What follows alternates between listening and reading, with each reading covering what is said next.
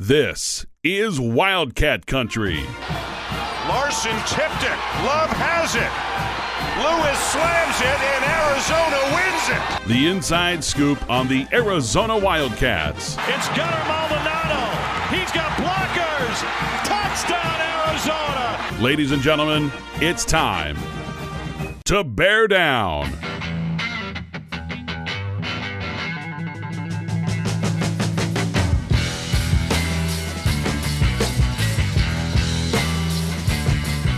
Welcome to another edition of Wildcat Country presented by Harrah's Auction Casino. Eric Cohen and Shane Dale. And you know what, Shane? I wasn't sure what to expect going into last weekend. Saturday's game did not go as well, but I'll tell you, Monday night's game was a pleasant surprise for both of us. Well, two ways to look at it. You could look at it as Arizona almost blew two straight leads to good teams, and it was very close to facing a three-game losing streak. Or you could look at it the way that I prefer to, which is that they managed to split a pair of games against very good opponents. So, look, I was pleasantly surprised. Arizona came back and beat Baylor. I picked Arizona to lose both because, I'm a pessimist I am. But beyond that, I figured that one would kind of lead into the other. I figured if they lost to Houston, that would kind of bleed over to the Baylor game. You have to, 48-hour turnaround or a little bit more than that with a day game, but still quick turnaround, tough place to play, good team. And Arizona was very resilient, and not just in terms of winning the game, but holding off a late Baylor rally. You knew they were going to make one, and impressed with that. So in terms of seeding, probably a wash. Not a lot has changed except for, the obvious thing is the Big 12 title is very unlikely at this point, losing to Houston. They essentially have a 3-game lead with so that's probably out the window, but chances for a lot of good quality wins. A top 4 finish in the Big 12 would still give them a double bye going to the Big 12 tournament. So, kind of par for the course, and you move on. And a couple of very games there aren't a lot of games where you say, okay, Arizona should win this. Like, it'd be a bad loss, but they have one, arguably two coming up. Well, there's 3 on the schedule that they should win, all 3 at home, but we'll talk about those one by one. All right, let's preview the show because we have a heck of a show for you. We have the color commentator for Arizona basketball, Ryan Hansen, going to join us in the second segment. We have a bonus guest in the third segment, Arizona defensive coordinator on the football side, Danny Gonzales, going to make his Wildcat Country debut. We have not talked a lot of football lately. It's the offseason and all, but it will be good to have Coach Gonzalez on. We had a chance to sit down with him a little bit earlier, so that interview was fairly lengthy. So we hope you'll enjoy that. But plenty of stuff to get to here on the program, Shane. And before we get to buy or sell, it is time for Shane's standouts. And I know there are some, especially on the softball side, that you want to touch on. Buzz of the college softball world, Eric. That is Miranda Stoddard, who was named the NFCA and Big 12 Player of the Week and the Softball America Star of the Week. All Miranda did, Eric, was hit 10 of 12 with 6 home runs and 12 RBIs during the Bear Down Fiesta. Arizona won all of those games. They're now ranked number 11 nationally, which is the best mark in the Big 12. Stoddard is a transfer from Kentucky. And oh, by the way, she's a pitcher. And she's the second straight Wildcat to win the Big 12 Player of the Week award after Kaya Altmaier did it last week. So 16-team conference, back-to-back Big 12 Players of the Week, not too shabby, and hopefully Miranda keeps it up. It was in a losing effort, but I want to mention Skylar Jones, who had 30 points on 9 of 11 shooting, 4 for 4 from three-point range, 8 of 9 from the line, and the Wildcats lost to number 11 TCU last weekend. Talking women's basketball here. It was a close game most of the way, and Skylar was a big reason for that. Arizona played TCU tough. They lost, but TCU is the best team on the women's side in college basketball. And Skylar's only a sophomore, so you can hopefully expect big things from her going forward. A lot of the best players on this team are sophomores, so if Adia and the staff can get them come back next year, then maybe they can take it a step up in what looks like to be a non-NCAA tournament team this year, unless they run the table in the Big 12 tournament.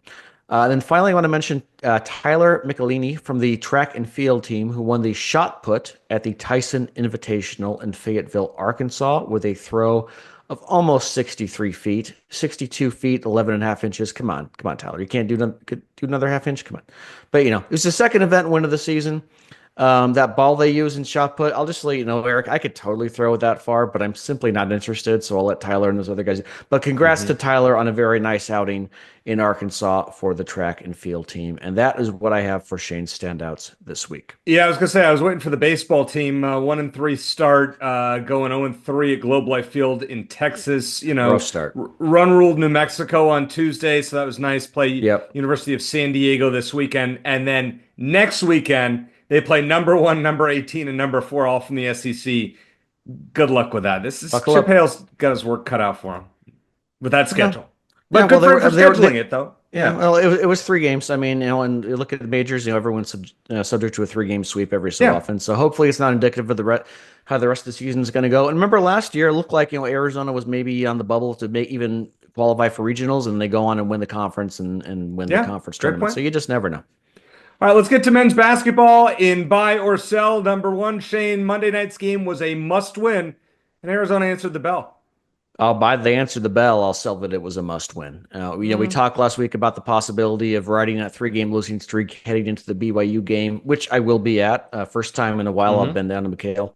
Awesome. Looking forward to that. And if they had lost to Baylor, that's what they'd be looking at, 3-game losing streak. But look, Iowa State lost 3 in a row recently. They're back on track. So it wouldn't have been the end of the world.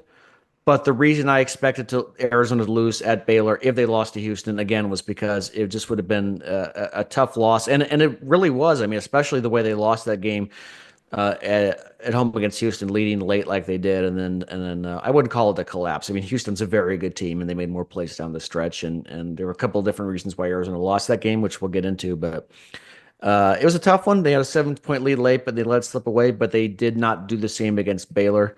I was really impressed with the response. I think a lot of teams as talented as Arizona would have lost that game, and probably by a pretty big margin, just because of the mental aspect of it. But I think they showed a lot of mental toughness by winning against a likely tournament team that had lost just one home game all season. They're outstanding, especially on defense. I know Baylor's shorthanded, but Arizona's now number 10 in Ken Palm adjusted defense, number 8 in Evan Maya defensive rankings. Evan, who we had on a couple weeks ago, and you could argue, Eric, this is the best defensive team that Tommy Lloyd's had during his tenure in Tucson. So no, I wouldn't say must win, but I think Arizona showed a ton of resiliency in the game itself and in the final minutes. When Baylor made a run that we knew they were going to make, and Arizona found a way to hold on. Much credit to them for that. All right, so Saturday's loss was not good. Well, I mean, as good losses go, I mean, you lost to a team that is Final Four caliber. As far as the way they lost, where they were, ahead for 30 to 40 minutes or probably more than that, wasn't great. With that said, you had to do something on Monday night. I did not think they would win that game. It was a tough spot at Baylor, and it was a really impressive win. Arguably, right there with BYU, as far as I'm concerned, for their most impressive road win of the year. Cincinnati and West Virginia have proven to be not all that great. BYU, I mean, we saw what they did to Kansas tonight. We'll talk more about that, obviously, later in the program. But Baylor is a tough team at home. Kansas was up, 20 on them at halftime, and they came back and outscored them by almost 30 in the second half and to win that game. So Baylor's a fringe tournament team. I guess so is BYU, but any road win in conference play is a good one, and Arizona moving to 12-3 in the conference, when I, for one, gave them up for dead at the end of December, says something. So you know what? Great win.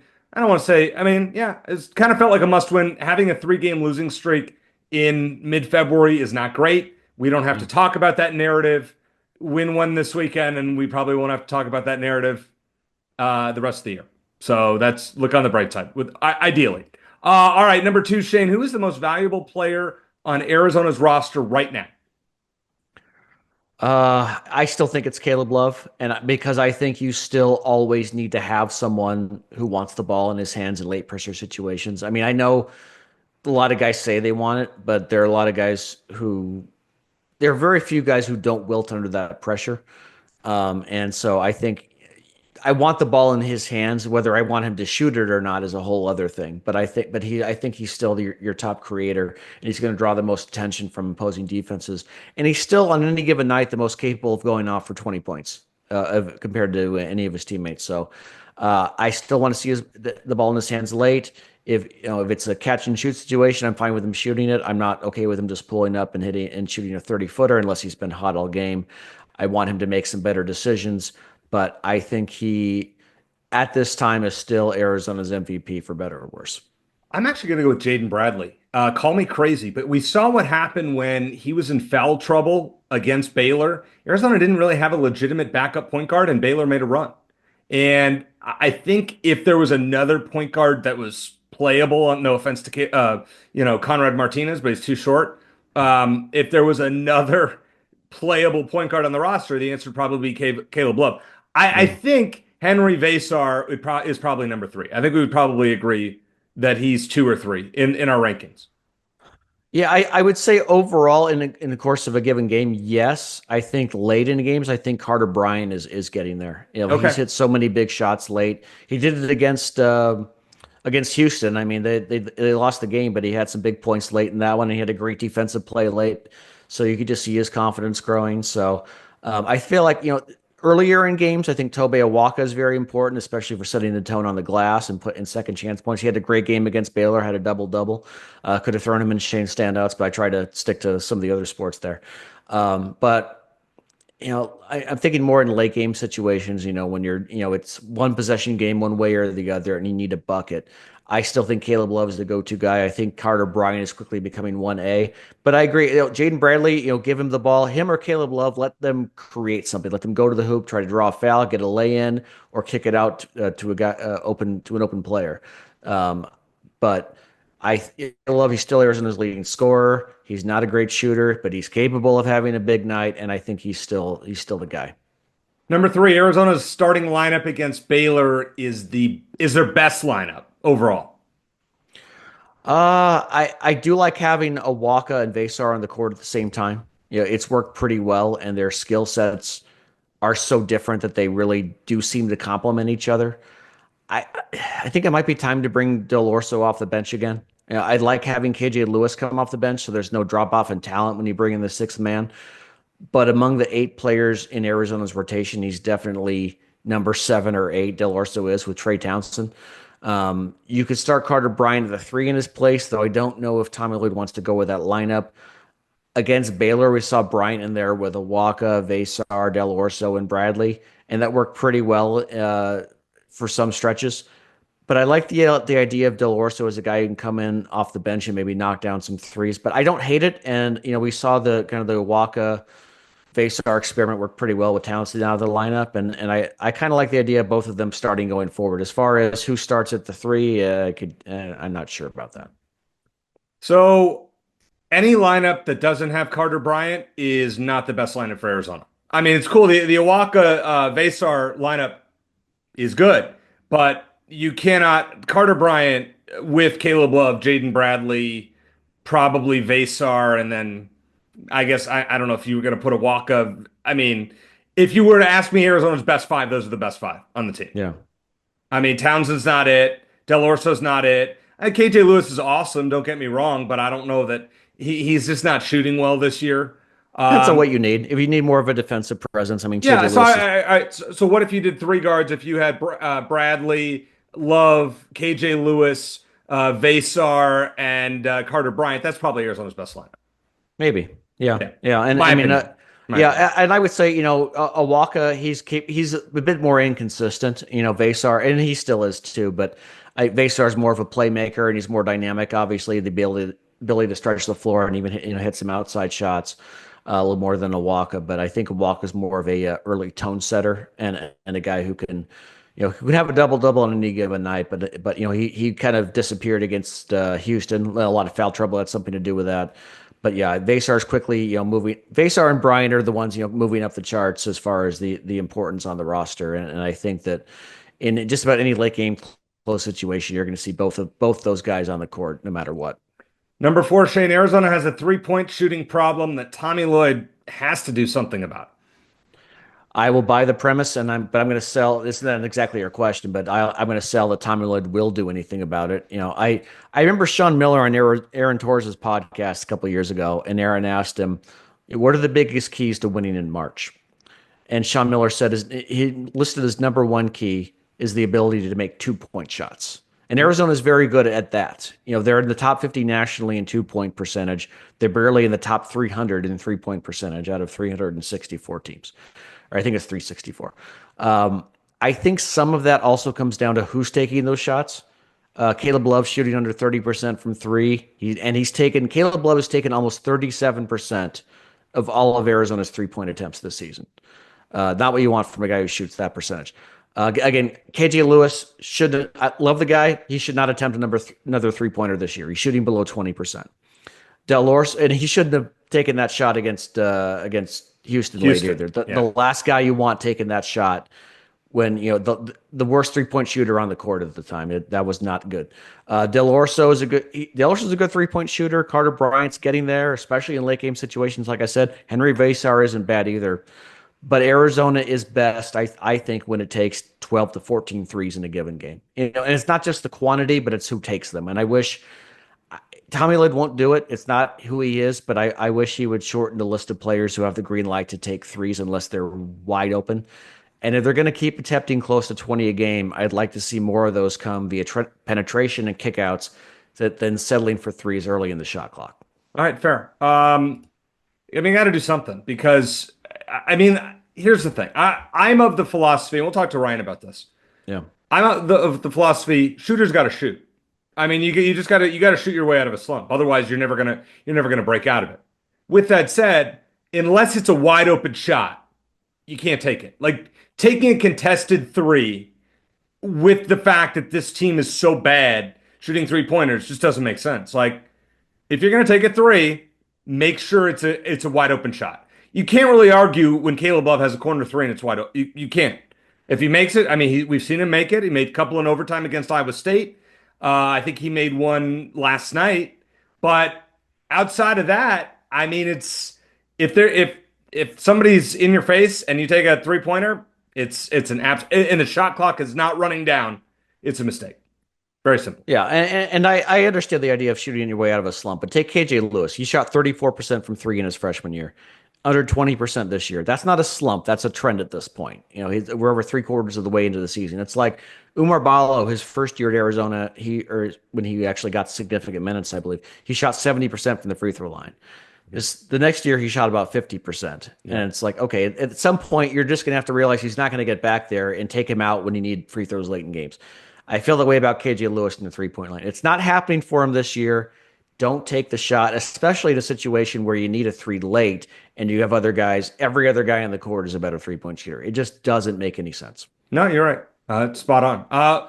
Arizona, Wildcat Country, easy for me to say. I was going to say something about Arizona. Wildcat Country is presented by Harrah's Auction Casino, who is celebrating 30 years as Arizona's home for Caesars Rewards, the only card that gets you to Vegas, New Orleans, and beyond. Where else in the Valley can you earn reward credits that can be redeemed for hotel stays, dining, and more at 50 destinations across the country? Sign up locally at Harrah's Auction Casino. Play and earn rewards from coast to coast. Caesars Rewards, the only card that gets you there. Coming up next, a couple of guests. Ryan Hansen, our buddy, joins us once again, and then Coach Danny Gonzales here on Wildcat Country.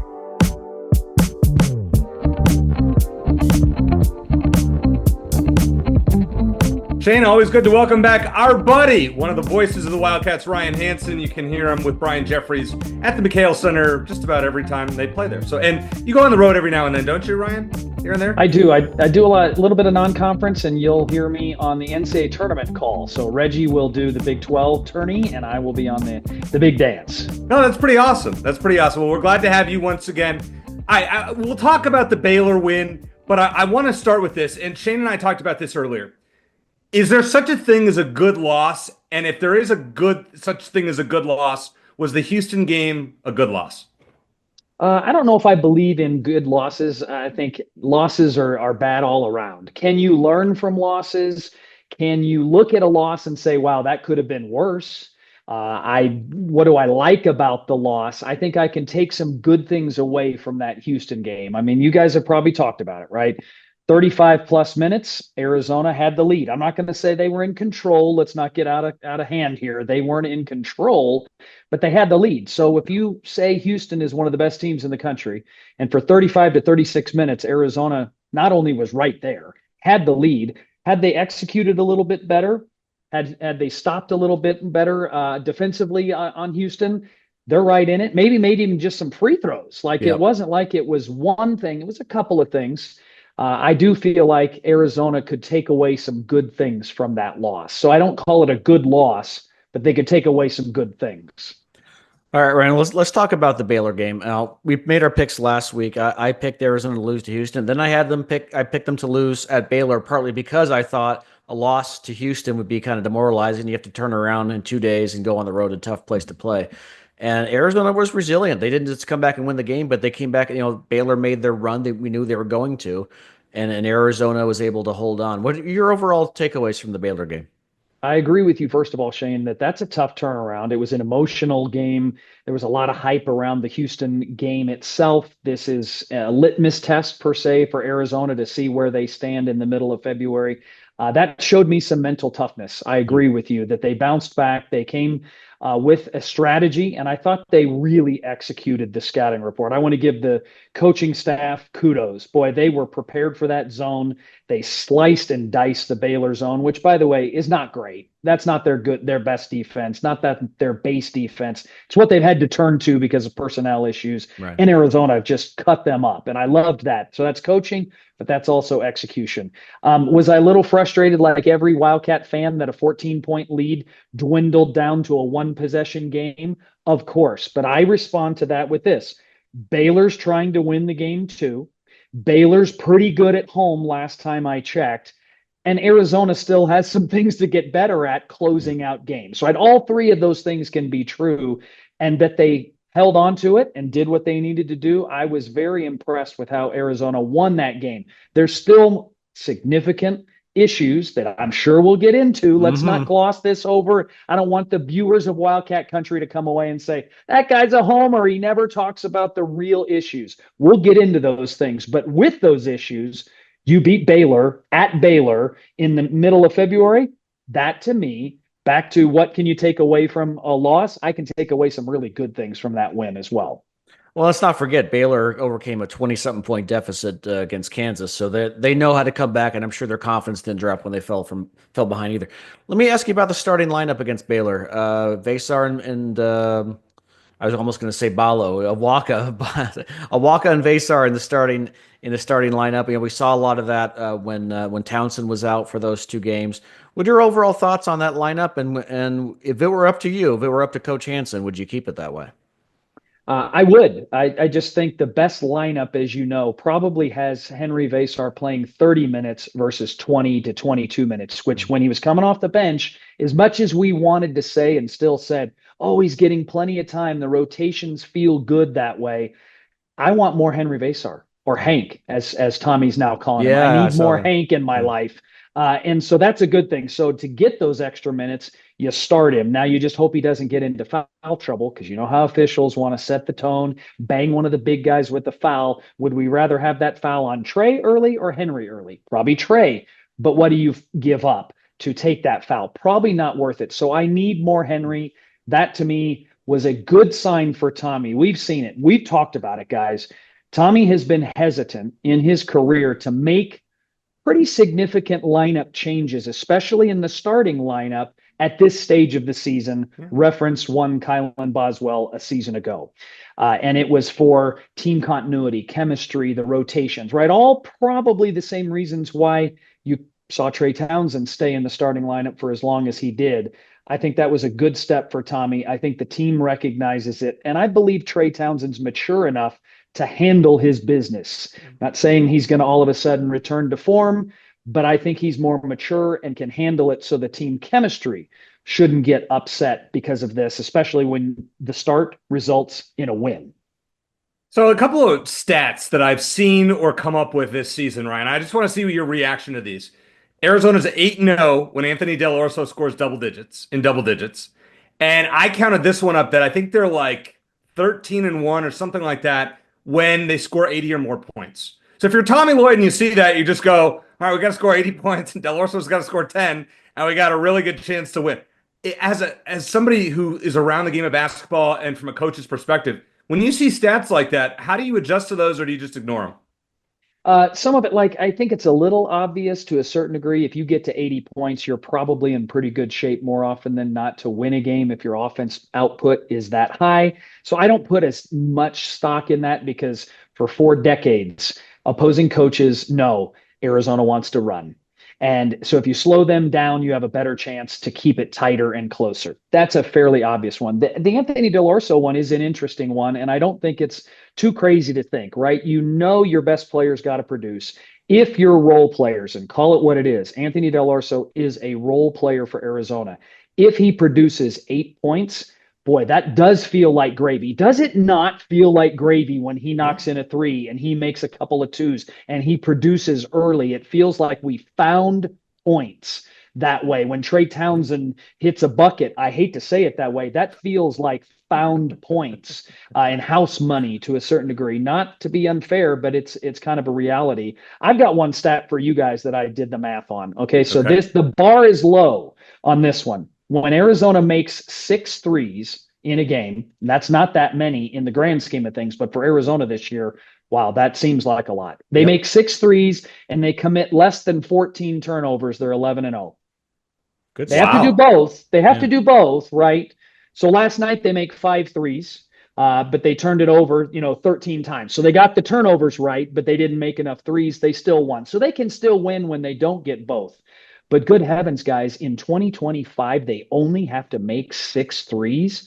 That doesn't seem like it's that much, but you and I both know the other number. If the season ended today, this would be the lowest three-point shooting team since the three-point line was instituted in 1987 of any Arizona team ever. And that's what I was going to ask you about. I was going to ask you about, like, what do you do when Caleb Love is out there chucking 8 3-pointers a game and going 1 of 8 or 2 of 8? Like, as from a coaching perspective, how do you handle that?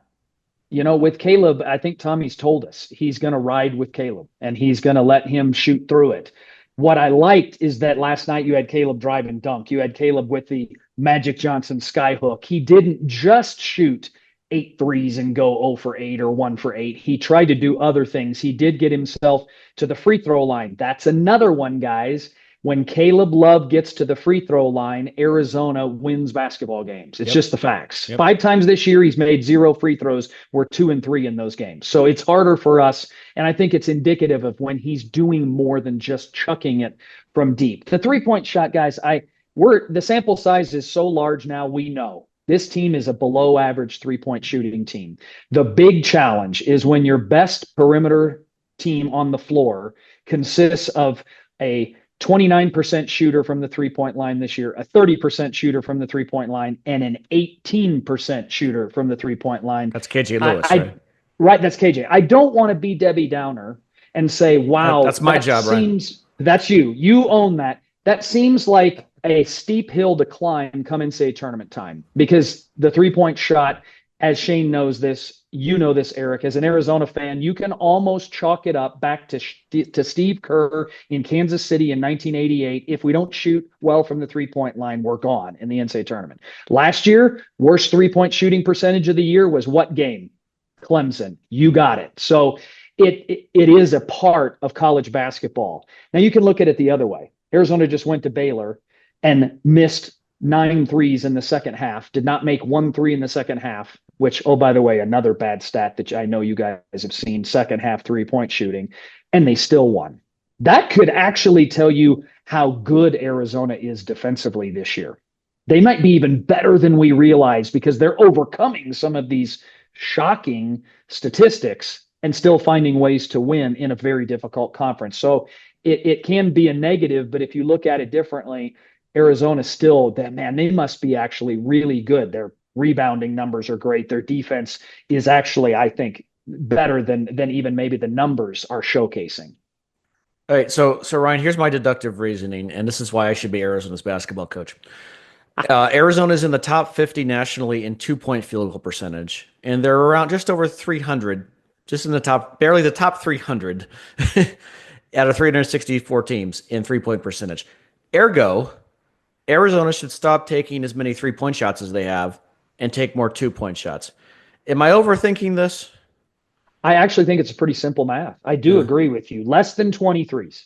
If they're taking 20 or more, that's too many. Last night, 18, I hate to say it, feels about right. You still have to shoot some. Yeah. What's the magic number for you? Do you think they should be closer to 12 or I'm 14? on 12 to 15, and I haven't done the math on this, and maybe we should. And I'm actually all the stats you're spitting out. I'm kind of surprised you don't have that ready for us. But I think 12 to 15. Look, and it's not just that, but I'm okay when certain, like Anthony Del Orso is over 40% from three. Carter Bryant's about 35%, and he's only getting Henry better. Vasar right now. It's just going to be It's like I don't like Kate.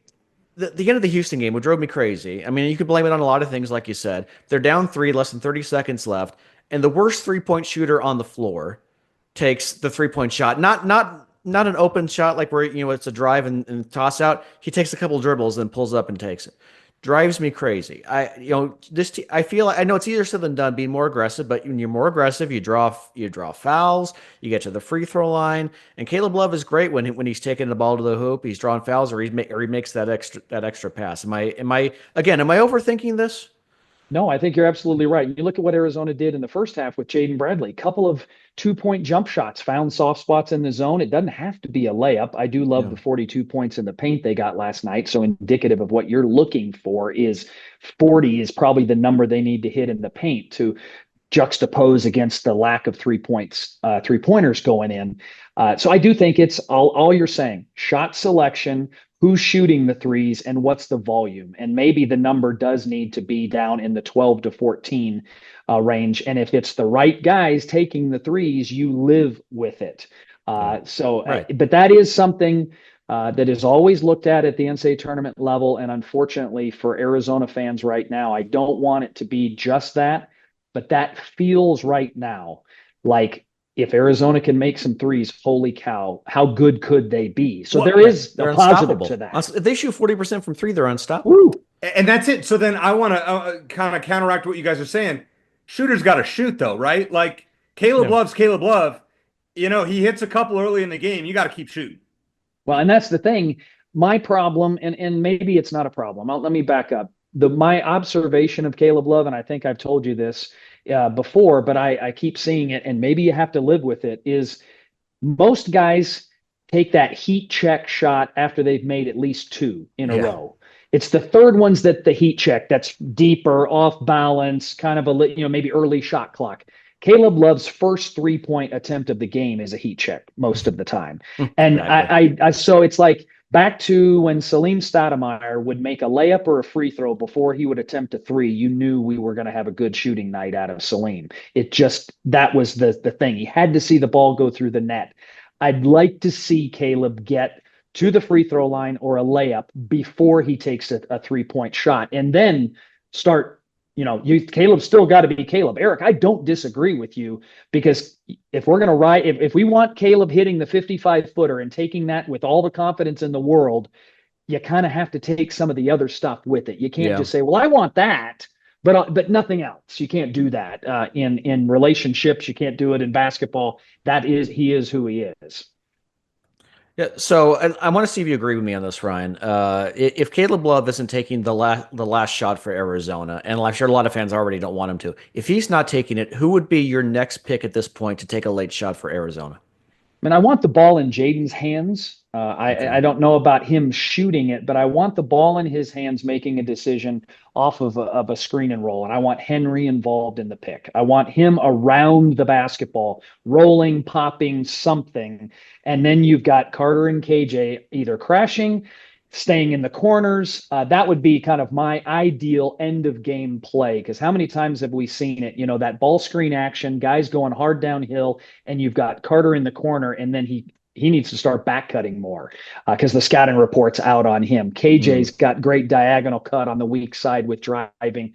So I don't know who should take the shot, but the action I want is ball in Jaden's hand with pick and roll. I agree with you 100% on that with Jaden, especially. I love when he gets aggressive as well. But I was going to say the answer to that question for me is Carter Bryant, just because we saw it against Iowa State late. We saw it against Houston on both sides of the ball. He's getting. I feel like he's getting more confidence in every single game, and he's starting like Caleb Love is that alpha that a team needs. I think Carter Bryant is developing into maybe that second alpha that Arizona needs. What do you think? I think it's a great observation. And boy, what a transformation. Yeah. He was highly touted, Mhm. high expectations, had an incredibly pure looking jump shot, but was just missing. Mm. And when he started the season, I was in the Bahamas. I was there. I saw him play against Duke. There were visible signs of nervousness and anxious energy. It was not just manifesting itself in how he played. It was watching his body language and his facial expressions and how he was conducting himself. There was visible, I don't want to say fear because he wasn't fearful, but there was anxiety. There was nerves. Yeah. And now, how amazing. What you just said is super accurate. I don't want him necessarily dribbling in traffic right now, Yeah. but I do love the shot that he can get us at his size. He's probably going to be able to get that shot off that could be pressured because he's 6'9". I like a jump shot from him at 15 to 20 feet. I agree with you. And he's shown moxie now. Just that competitive spirit is now evolved into a level of confidence and maturity that's pretty exciting for him. But he's still, I don't know, dribbling in traffic still causes a little bit of anxiety for this broadcaster. Agree. Let me just get my last question in, Eric, and you can take the rest because I'm going to be down at Tucson for the BYU game on Saturday. Take my nephew and a buddy of his, so we'll try to say hi before the game. But excited about it. We don't know, as we're recording this, BYU and Kansas just tipped off, so we don't know how that game's going to go just yet. But Arizona beat BYU in Provo, not an easy place to play. What are the keys for Arizona to repeat? You start with don't let the foot up off the gas, right? You think, okay, we made it through the gauntlet. We just won at Baylor.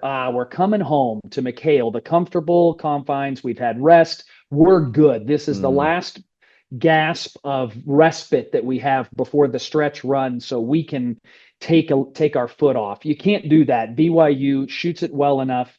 And for a lot of that game, it was nip and tuck. I mean, the end result, Arizona did pull away, but you had, I don't want to say Herculean, but you had good Caleb Love that night. Yeah. He played exceptionally well that night. He stretched the defense with his threes, hit a couple of really important timely threes after BYU was mounting a comeback in the second half. So if you don't have really good Caleb Love, what does the game look like? And so that would be my big key is just you can't let off the gas with BYU because they're going to play hard. You know that with them. And depending on how well they play tonight, they could have some momentum against what we all know is not vintage Kansas. Ryan, what are your thoughts on how Tommy Lloyd managed the game against Baylor with Jaden Bradley? So he picks up that fourth foul and he sits on the bench as Baylor goes on this run. Should Tommy have put him back in? Or I mean, I know we know the end result, but at the time were you saying get in there at the 10-minute mark, Jaden, or did you agree with Tommy waiting until the 6-7 minute mark? Boy, he's the one that's got that moniker as the head coach for a reason because I don't think any of us really have the right answer. It's an absolute pickle to be in because do you bring back Jaden to stave off the run? And what if you don't stave off the run and he fouls out and now you are looking at that lineup trying to execute an end of game situation where you got to score? But then I think your argument would be, well, what if you bring him back and you stave off the run and you don't have to even worry about it getting down to a 1, 2, or 3 possession game because really and truly, when it was 14, Arizona had, I think they had the ball. What was a Henry Vasar lob that might have put him up again that he just mishandled? It was right there. It felt like you could have buried them at that moment. It's a really tough call with 4 fouls. 3 fouls, golly, you got to play him, and they did. I think at this point, maybe Tommy in the season should recognize, okay, Jaden, his age, his maturity level, you kind of need to trust your point guard to be able to play without fouling. But how hard is that for Jaden to do? Can he be Jaden Bradley without going for that steal when the ball is handed to him and on the road? Do you get that 5th foul call? It's a tough call, Eric. What would you have done? I would have put him back in. Put him back in. Yeah, I would have put him back in at the 10-minute mark. Now, the way Tommy played it obviously worked out. And all's well that ends well. However, at the time when Baylor was going on a run and cut it to 3 or 4, whatever it was, I would have put him in and said, Jaden, you can't be overly aggressive. And to his credit, for the last 6-7 minutes, he played great and didn't get overly aggressive. So obviously he knew in his head, and the officiating was what it was. All right, two more for you. First of all, in terms of seeding, 3, 4, 5, 6, where is Arizona, in your opinion, most likely to land? And which seed, do you have a preference as to which seed you'd like to see them end up with? Does it matter? I don't think it matters as much now in this day and age of college basketball. I think the first round, typically that 1 and 2 seed, there is a pretty big gap, I believe, from the 15 and 16 group of teams to the 12, 13, and 14, which are, again, the teams that play the 3, 4, and 5 seeds. I think there's a big gap. Arizona is probably not going to get to the 1 or 2 line. I think that's a little too far away. I think they probably need to win their home games and split and fare decently well in the Big 12 tournament. Let's just say that happens. That's probably the most likely path. Maybe you win 2 games, you get to the championship game in the Big 12. If those things happen, I think they're a 3 seed if they do that. Okay. I think a 5 seed's not out of the question if you get beat at Iowa State and Kansas and maybe you don't look good and you take an untimely exit from the Big 12 tournament early, like a Thursday loss. Where you look down the stretch and you go, wow, down the stretch, what did they do? They lost to Iowa State, they beat ASU, they lost to Kansas, and then they lost to, let's say, Texas, TCU or whatever in that Thursday game. And you're like, wow, those are not that you take a bad loss. Yeah. I think you're a 5, maybe a 6. Now, what's my preference? Boy, that 5-12 game seems to always have an upset every year. That's a little nerve-wracking for me. So I think if you could avoid a 5 seed, I'd rather be a 3 or a 4. If you're the 4, you get paired with the 1. That's always the concern. So the 3 and the 2. I don't think the 1s and 2s this year are so discernible where you go, oh my gosh, stay away from the 1 as long. Like if it was UConn last year or the year before as the 1, you're like, good God, keep me away from them as long as possible. I don't think there's ones that I look at that are vastly better than Arizona at this point, where the 4 and the 3 is so critical to you. At the end of the day, it's such a crapshoot, as we know, with matchups, healthy. Are we fatigued? Which, by the way, I think that's manifesting itself in our second half shooting in the last 4 games that were 2 for 34. I think our legs are starting to go. You worry about Caleb and Jaden's usage in Big 12, 36 and 37 minutes a game, and that's not going to go down, boys. Nope. That's going to stay there or go up. So how do we fare with that? It's just super interesting. So it gets down to hot, healthy matchups come in, say, tourney time. So I don't know if it necessarily matters 3, 4, 5, but I really like, I like what Arizona's set up with. I would rather be a 6 than a 5. I'll tell you that. I don't disagree with that. Now, the tough part is, as the 6, remember when we were a 6 and we saw Wichita State coming off of the first 4, you can get a really good team that's played a tournament game. That was the Sean Miller sweat game, if I remember right. Yes, it was. Providence, Rhode Island. That was a very long, short trip, if you know what I mean. Mm-hmm. Speaking of travel, I always ask you, Bon Voyage Travel, what can you tell us? Excellent segue, Eric. Thank you. That was a beautiful segue. Yeah, Bon Voyage Travel, your local travel agency for all vacation planning. We just celebrated this month our 49th year in business. So if you're somebody who loves to keep your business local, you have options, right? You can go do it yourself, but why plan a vacation? There's too much stress with that. Let the experts handle it. So Bon Voyage Travel, come see us, bvtravel.com. And there he is, Ryan Hansen. As always, thanks for coming on with Shane and myself, and look forward to chatting with you, I'm sure, very soon. Sounds right, guys. Thanks.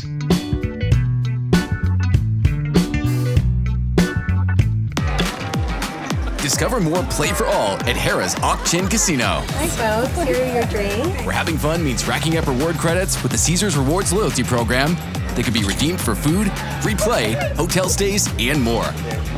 Not only here in the city of Maricopa, but also at more than 50 Caesars properties coast to coast. From Harrah's Las Vegas to Caesars Palace in Atlantic City. What are you waiting for? Play for all at Harrah's Auction Casino, the official sponsor of Play. Shane, very excited to welcome to the program for the first time Arizona defensive coordinator Danny Gonzales. And Coach, welcome to Wildcat Country. Congratulations on your new role with the program.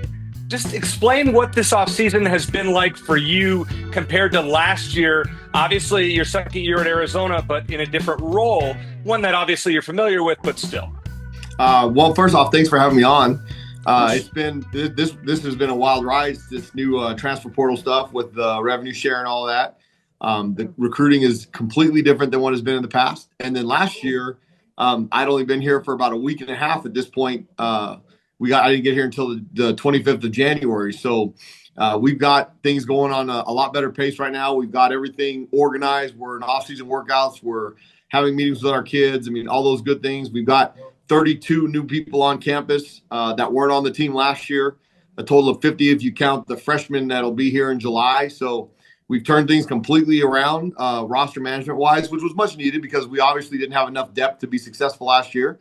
And it's been a great journey so far. Now, everybody has a great journey in February. It's easy to have a great journey in February because everybody's excited. So winners and beginners, everybody loves them. So let's see what we can do come back this fall, because obviously what we did last fall wasn't up to expectation. Yeah, Danny, like Eric said, thanks so much for joining us. I know you guys are on the road constantly, and you've talked about before, and including just now, about last year's team just not having quite enough depth. In today's new world, like you said, with the transfer portal, NIL, how difficult is it to build that kind of depth and convince players to stay patient and trust the process versus jumping ship if they don't get playing time right away? Well, I think you'll see it. I think this first class that we had, we signed 20 freshmen. I think to be a developmental program, which we are going to be able to develop kids, you have to take 18 to 20 every year, and then you use the transfer portal to your advantage after that. What pieces do you need to be able to be competitive in the Big 12? And I think the Big 12 is a great league. I think it's really good for both the schools that are in Arizona. It gets us in front of people in Texas, which there's a huge recruiting base. Yeah. We can still own California, which it's a lot further for the other Big 12 schools to get there.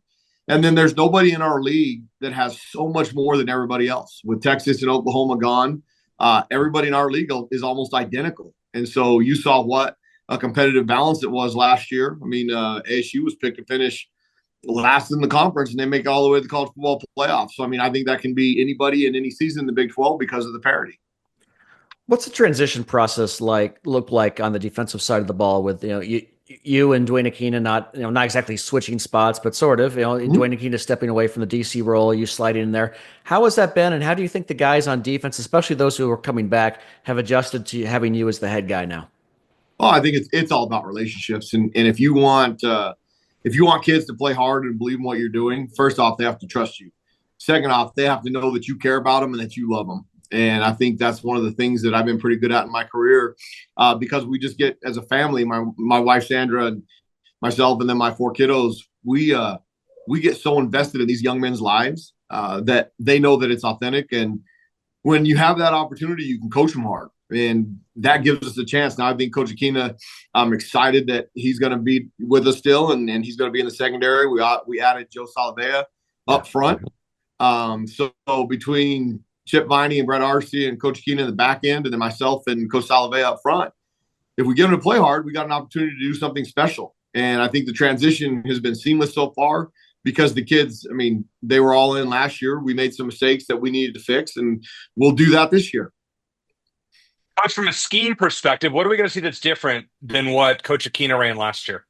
You're going to still see a lot of the same vertical movement that we did last year. We're going to cancel gaps with movement and alignment, much like I've done at San Diego State, at Arizona State, and New Mexico.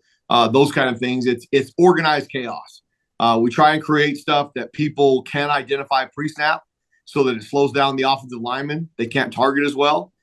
We've got a bunch of big athletes up front that if we play 8 to 9 in a rotation, and then we can give them different looks, we can create a lot of problems for people in this league. And the other thing I'm excited about is the stuff that we do is completely different. I mean, you're going to go, you're going to hear people number stuff. I mean, 3-3-5, 4-2-5, all those things. We are, in my entire career, whether it was at San Diego State or the school up north, we put our best players on the field to be successful. If that was 40 linemen, then it was 40 linemen. If it was 3 linebackers and 3D linemen, then that's what it was. And at times, it'll be 3 linebackers and 3D linemen in there. At times, it'll be 4D linemen and 2 linebackers. It all depends. The staple will be we'll have 5 DBs. We can get into our dollar and our dime package where we get 6 to 7 DBs. I mean, all of those things are still on the table. It's just, what do we have in our locker room? What can we execute at a high level? And then how can we give people that we're going against the fits that we've been able to in the past? Yeah, and I think part of that, Coach, is the secondary where you guys were able to retain Genesis Smith, Traden Stukes, and Marquise Groves-Killebrew, who were in the portal, and they all decided to come back. What is having those three, and for the most part, a fairly veteran secondary mean for you in this defense?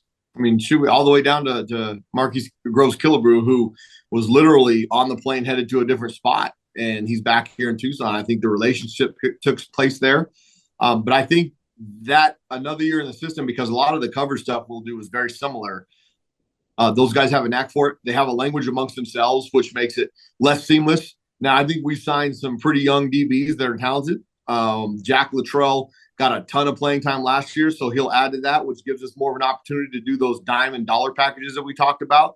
And then we've got 4 true freshmen that we anticipate are going to come in and compete to play. And when I was at the school up north, we started 6 true freshmen on defense in 2018 for a defense that played very well in the Pac-12. So if they're good enough, I'm going to play them. I don't care who they are, what they are. I just want the best players on the field. I just want to ask you a quick question about for a couple of linebackers that you're going to work with. Justin Flo, Leviticus Sua, both were kind of bigger names when they came into Arizona, haven't made that impact. Is there anything you can tell us? I know haven't had spring ball yet and everything like that. Just about those two guys.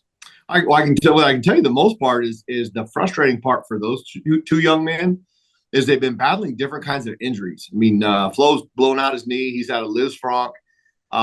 He hurt his foot towards the beginning of last year.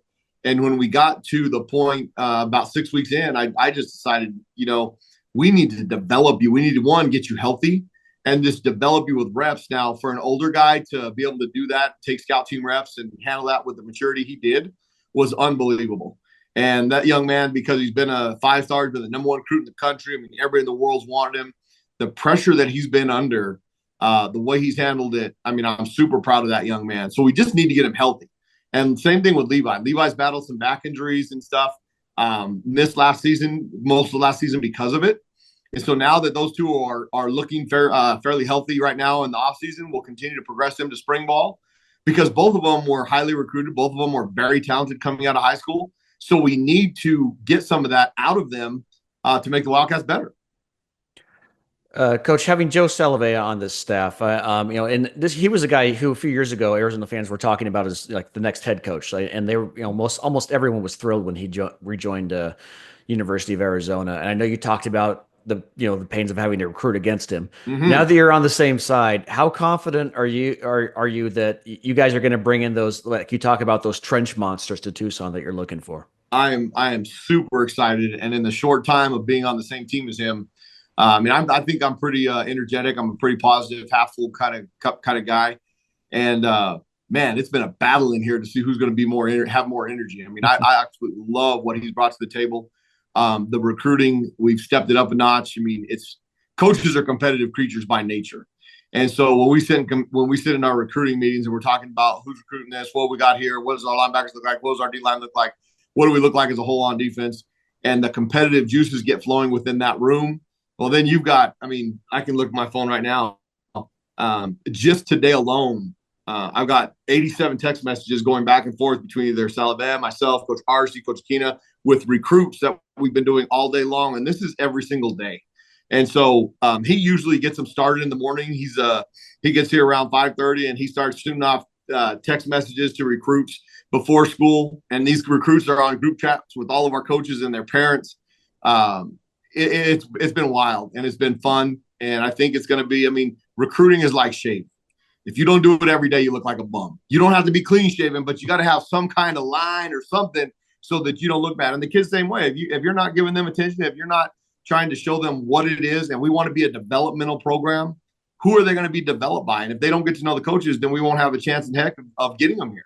So it's been great having him, not having to compete against him and being on the same team. And then in the afternoons, we get the chance to, as coaches, because we got workouts in the mornings, we get a chance to sit back in our meeting room and just talk ball. And that is one of the most exciting and fun things to do when you're not playing games. And some of them, sometimes we'll get off on tangents of stories of competing against each other and all those things. It's a load of fun in that room. To be a fly on the wall in that room for some people would be unbelievable. Yeah, yeah. I've talked about wanting to do that for quite some time, but it's awesome. I'm not surprised anything you told me about Joe and anyone who knows him. Let me ask you about Brent Brennan. And like you said, your first season in Tucson wasn't what you guys wanted, and certainly not fans were expecting, fair or not.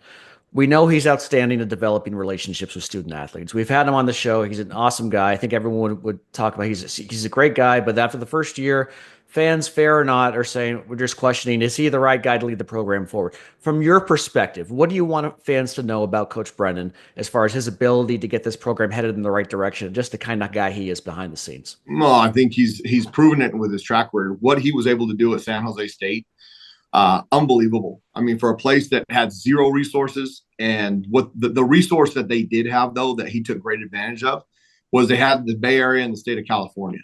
And when you have 33 million people that you can recruit from, it gives you a great advantage over other schools in that league. And I thought they did a tremendous job of developing kids again, having to compete against him during that time, whether it was when I was at San Diego State or at New Mexico. Yeah. What I can tell you about the people that, and you made the statement of whether it was fair or unfair. I don't think there's unfair when it comes to fan criticism. I think we bring that stuff upon ourselves if we don't play well enough. And it's not bad to have negative comments from the people because it means they care. And if they care, that means that they're invested in what you're doing and they have an expectation of you. If they didn't care or if they didn't have a great expectation, then nobody would talk about it. And at that point, you better pack your bags and move along. So the fact that all these people were upset, good for them. They need to be upset. We didn't perform to our expectation. We didn't play well enough. Now, we didn't have enough depth to play well enough when we took on the injuries that we sustained. And so building that, we've done a great job within our from the team doctors to our athletic training room to Coach Carroll of identifying maybe there were things that we were doing that was creating some of these injuries and going a full broad scope over that entire program, that entity of the program, to make sure that we don't have a repeat of next year. Now, some of those were fluke accidents. Some of them weren't. So we've addressed some of those issues. The transfer portal, you saw we brought in 52 new guys, 20 freshmen that'll be here in July, and 33 that are here right now on campus going to go through spring ball. That's going to give us the ability to have depth. Okay. We've got this roster now, and the roster management, we're going to have to cut it down from 110 to 105, which is fine. You've got your 105 number. You've got the ones that we brought in. You've got the ones that we'll develop in summer and see if any of those true freshmen, like the 4 DBs that I talked about, can help us. And then we're going to figure out what we have in August. The expectation is that you flip this thing around really quick because the school up north did, Colorado did. So that's the game that we're playing today.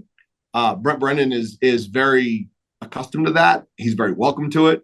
And keep talking about the program. It doesn't matter how you talk about the program. Do we want you to be positive? Absolutely, especially on the recruiting boards because those kids read it. But you know what? The more investment we have, when you create something like they did in 2023, and Coach Fish did a great job with that team, look how excited and the expectation of 24. That's what we want to continue to create and recapture. So the bad boos and all that stuff, that doesn't bother me as a coach. There might be other coaches that bother it.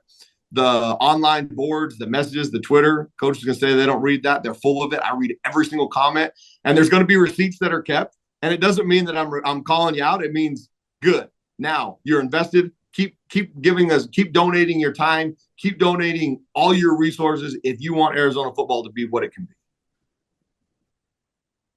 Yeah, I'll tell you what, Coach, I think that's really interesting what you said as far as coaches and you reading social media. As far as your experiences dating back, I mean, the social media goes, let's say mid-2010s when it really took over. I mean, would you say that most coaches are like you in that they go and they read things, or are you kind of somebody that is more heavy on that than most? Well, I think the world that these kids live in that we're recruiting, if you're not involved, you got no chance of getting them. And so you're going to be on that social media. You're going to be on those things. Now, does it get pretty violent? And were they saying some pretty mean things about Coach Brennan or about myself or about some of the coaches? Absolutely. Is it easy to read those and just skip over and tune away? Absolutely. It's also easy to keep going down that rabbit hole and going, oh, okay, I'll remember that. The only way you remember it, though, is if you fix the problem and put a good product on the field. So, I mean, I can sit here in February and talk all the nonsense I want, all the noise I want about reading that stuff. If we play like crap in August and September and October, then it was a waste of time. And so keep staying invested. The coaches are going to be involved on social media because it's how we recruit. It's how we can communicate with those guys. It's how we can find players. It's how they can find out who we are. So I think I think you have to be involved. Coach, as somebody who's been around this profession for more than 2 decades, the NIL and everything about it, from a fan's perspective, I don't like it. When you see Texas Tech's biggest donor sell his company for $4 billion, I mean, that doesn't put everybody on an equal playing field. From a coaching perspective, are you learning to adjust to it, or do you just say this is garbage, I hate it? No, I mean, if you want to say this is garbage and hate it, I better go find something else to do. Right. Because the rules ain't changing. I mean, they let this genie out of the bottle, and I don't know. I've never seen a genie that gets shoved back in a bottle. So we got to find a way to play nice with the genie. And you said that Texas Tech's billionaire said, "Goes buy us the best team you can buy." They've only can buy 105 of them, and there's still 100,000 football players out there that we have to evaluate. We have to out evaluate, and then develop them to be good. Everybody wants to win right now. The game has gone from being a transformational program to transactional. And programs like the University of Arizona, when Dick Tomey was here and the run he had from 87 to 2000, that 14 years was because they had continuity. They had consistency in the program. They had consistency in the culture. That stuff is so important to these places because if you want to just keep changing it every 3 or 4 years, you're going to get the same results every 3 or 4 years. You might luck into one good run, but it's hard to sustain that stuff if you're not developing. And you can develop. I mean, the old version was you take 25 guys a year after the 5-year period when everybody that was kind of the clock. You had 125 of your own guys. You missed on 3 or 4 of them, so 20 of them you didn't make out, but you had 80 good football players. You had a chance to win. Now, without having that 25 rule, we can flip out 53. So should the process be sped up? Absolutely, it should be sped up. But if you want continuity in a program, you better not change it every 3 or 4 years or you're not going to get it. And so I think, one, we have an athletic director that understands that and is all on board with what we're trying to do here. We got a fan base that we can recapture in the fall if we play well. Yeah. And that's the whole goal and what we're excited to do. And I think Brent Brennan is the perfect person to be in that role to lead the charge. Yeah, and speaking of the fans, I feel like Arizona football fans are a lot like the fans up here in the Phoenix area where we live, where if you win, they'll show up. And if you don't, they won't. And it's kind of as simple as that. Speaking of the Phoenix area, I covered a lot of the school up north, as you appropriately call them, during my time at ABC 15. And you mentioned before we started recording, you talked a lot of trash from the other side of the aisle. I remember you referring to them to Arizona as the No 200 gang, I think, which for those who don't know is a reference to the referendum in 1958 that turned Arizona State College into Arizona State University. Arizona fans and alumni rallied against it. But now that you're on the other side of it, you're hardly the only one to experience the rivalry from both perspectives, obviously. But what's it like being part of the other side of this intense a rivalry and seeing it from this side? Well, if we're worth a darn, maybe I'll wear a T-shirt next year that says Prop 200. Keep eliminating what we can do. Take away everything we gave to that university up there. And to be honest with you, when I was at ASU, I loved my time. I mean, it was outstanding. It was fantastic. It was good to me. It was good to my family. I'm a firm believer of wherever your feet are, you have to be all in.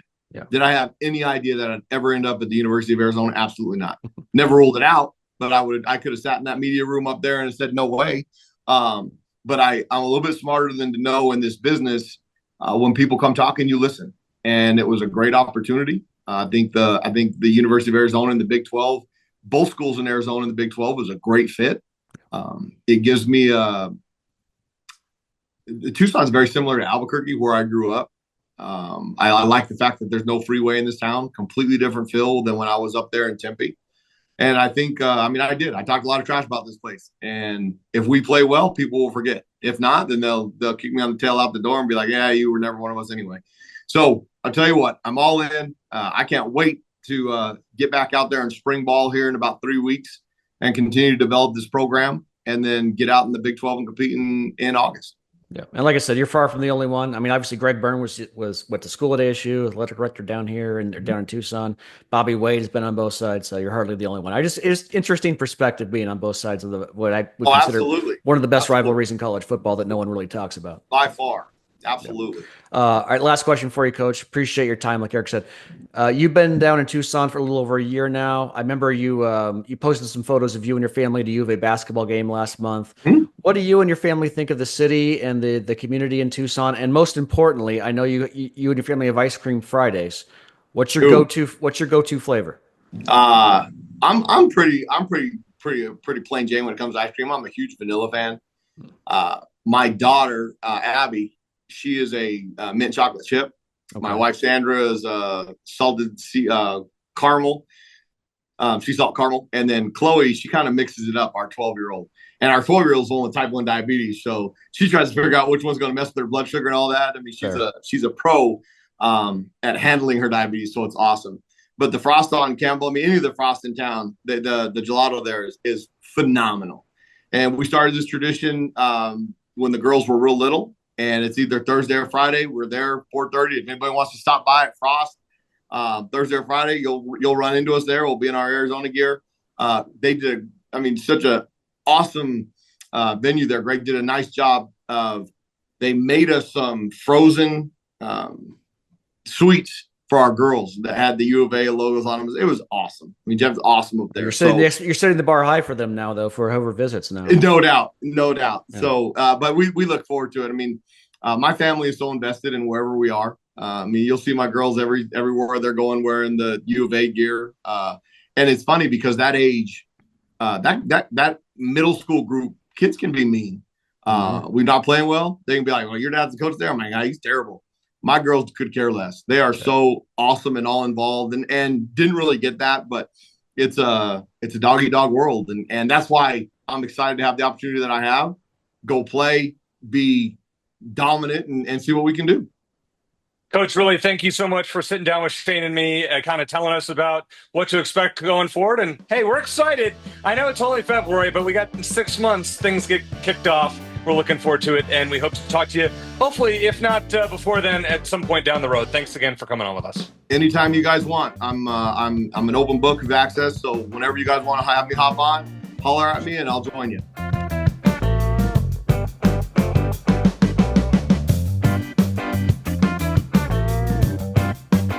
Gotta love the rare double guest show, Shane. That was fun. Ryan, great analysis as always. Love having him on. And Coach Gonzalez, man, he is a fiery guy. That was pretty cool to get a chance to know him a little bit more. Love what he said about the fans, and it's really interesting. Like what we put on social media, and it's like he says, "Hey, if you dish it out, I can take it." It does.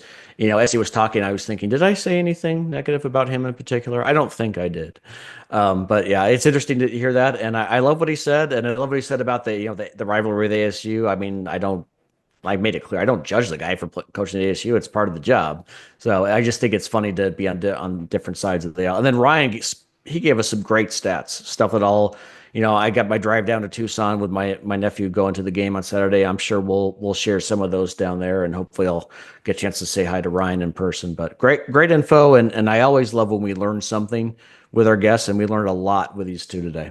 Yeah, we really did. One thing that I didn't note in the first segment, because we talked all basketball, that I got an email, as did many people from Arizona Athletics today, that they are adding a $50 convenience fee to football and basketball season tickets. They're not raising the prices, but as part of ongoing momentum. So, this is for a larger debate down the road. But when I was on Mike Luke's show the other week, we talked about it. Like, what are you offering the season ticket holder other than, to be in a drawing that you're never going to win? I mean, 1 out of 20,000 you're not going to win. So or 25,000 season ticket holders, whatever it is. What are you giving me that I can't sell certain tickets if I don't go to every game? I'm a little disappointed. I wanted to see more out of Arizona Athletics marketing, and thus far, maybe I'll be surprised on Wednesday when that season ticket renewal comes. I'm probably not going to accept it, but was a little disappointing to see that. I just wanted to point that out. So just to be, because I wasn't familiar with that. So basically, if you're a season ticket holder, you got to pay an extra $50 for your tickets on top of the. Go ahead. All right. So basically, yes. There's a $50 for I believe it is football and basketball, and then it goes down to $25 for women's basketball, softball, and baseball, $25 per season ticket. So for me, if I were to right, so if I were to keep, and for baseball, softball, and women's basketball, that's like $1 or $2 per game. That's not a big deal. Men's basketball, $3 per game. For football, it's $8 per game per ticket. I mean, I'm not gonna. That's an extra, $100. Okay, fine, but I understand we're doing that. But like, what are you gonna give back here that's gonna make it worthwhile? Give me a voucher in stadium that's gonna. Yeah. Give me a 25% off something in stadium. I just kind of laugh at the idea that we're not raising prices, but we're going to add a fee. It's the same thing. It reminds me way back in the day, and I'm really dating myself here, when Blockbuster did away with late fees. It's like the end of late fees, return videos whenever you want, and they instantly regretted it. They didn't technically re-add the late fees. They added a restocking fee. It's just like, it's whatever. I'm just like, the terminology, like the marketing part of it is, oh, we're not raising prices. It's just it's an extra fee. It's like, come on, just I would just rather they be straight and just say we're adding an extra $1 to each season ticket or whatever it is. I just think that's kind of silly. But I'm in communications and marketing. I get it, but especially with football, it's like, you saw a half filled of that stadium against Houston, and a lot of empty seats for a lot of other games. I understand the programs, they're hurting for money, but do you really want to go down that? I don't love it, Shane. I got to admit, it's not my favorite thing that I've seen. And hopefully we have Desiree Reed-Francois on at some point. We can talk about it with her, hopefully in the coming weeks, and just ask, what is that all about? So we'll find out more, and I'll have more of an update as to whether I'm probably not keeping my tickets, but maybe they'll surprise me and incentivize me with a reason to do so. And then, I'm all in with it. All right, let's make some picks here real fast. We each got 1 point last week. Wasn't great. So I'm still up on you 4 on the year for basketball, but nothing we should be proud about. How about our Big 12 unranked road win? What do you got? I'm going to go with Baylor at Colorado. Colorado let me down by beating UCF and spoiling that one. I think Baylor, they got to win this game. If they lose this game, they're right on the bubble. They play themselves down to the bubble. So I think they'll take care of business and beat the Buffs in Boulder. I'm actually going to take the same pick there. That one is an easy one. It's an easy. It seems like a free square. How about your non-ranked non-Big 12 upset this week? I'm going to go with Oklahoma over number 21 Mississippi State, partly because I want Arizona's loss to Oklahoma to still look good. But there's so many tanking. I agree. I know they are. But there's so many SEC teams ranked. I think just because they play each other so much. I don't feel great about it, but I'm going to take OU. All right, let's make some picks. Arizona, BYU. You will be at the game, Shane. I think Arizona wins this game by 7. BYU's coming off this huge win against Kansas by 30-something points tonight. Yeah, gosh. I just think Arizona at home, late night atmosphere. BYU, unless Jimmer Fredette is walking out of that locker room, which I don't think so. I think Arizona is the more talented team. I think BYU is pretty good, and they're getting the number 1 player or top player in the country next year, who's going to head over there. So Kevin Young's doing a nice job, and they have some big donors over there. With that said, I think Arizona's the better team and will win this game by 7 points. How about you, Shane? Great stat from our friend Blair Willis. BYU made 1 fewer 3-pointer against Kansas tonight than Arizona did. Than Arizona's made in its last 4 games. Wow. Richie Saunders made 4 of them, scored 22 points on 9 of 13 shooting. Arizona did a great job containing Saunders in their first meeting, held him to 11 points on 3 of 8 shooting. If Arizona is able to do something similar on Saturday night, I think BYU is going to have a tough time keeping up, just like they did in Provo. BYU is one of the best teams in the country in one of my favorite metrics for evanmaya.com, the kill shot metric. They're actually tied for 5th nationally in that category. And that category, by the way, the kill shot is a run of 10-0 run or more. So BYU has a lot of those. But Arizona's 10th nationally in kill shots allowed. So BYU might be hard-pressed to go on the kinds of long runs they've enjoyed throughout the season. And I don't know if BYU could account for Arizona's size. Waka and Vesar combined to score 31 points on 14 of 18 shooting in their last game against BYU. So I think BYU keeps it close. They might jump out to the lead early. Every game is a big chance for the Cougars to enhance their tournament resume. But I think the Wildcats do enough to protect their home court. I'm not going to disagree with you by much. I'm going to say Arizona by 8. All right. I never know. I mean, it's come down to, we don't know what the line's going to be, but I would guess probably somewhere in the 5.5, 6 range, somewhere in that ballpark. How about Utah at Arizona next Wednesday? The rare Wednesday game for Arizona. They've played 2 of them this year. They are 2-0 in Wednesday games. Arizona, Utah. I mean, Utah had a nice weekend beating Kansas and Kansas State, but I think Arizona will outclass them and beat them by 12 at McHale Center. How about you? You and I are not disagreeing by much at all on these. Utah is an outstanding team at home. They're 1-6 away from home this year. Not like Houston, which is undefeated on the road. That's the biggest home road split in the Big 12. Now the Utes can match up with Arizona in terms of size. They're a very good rebounding team. They don't have a ton of depth, and like Arizona, they don't shoot well from 3, so that kind of cancels out. And Arizona's very good at defending the 3. So I think Arizona wins this one by double digits. You said 12. I'm going to go ahead and say 14 points. 14-point win for Arizona. All right, let's recap them. Shane and I are both picking Baylor at Colorado as our Big 12 unranked road win. I'm going in my ranked non-Big 12 upset, Villanova over number 16 Marquette. I may have failed to mention that earlier. You're going Oklahoma over number 21 Mississippi State. BYU, Arizona, you'll be at that game. I say Arizona by 7. You say Arizona by 8. And next Wednesday, Utah at Arizona. I say the Wildcats by 12. You say Arizona by 14. Shane is more optimistic than I am.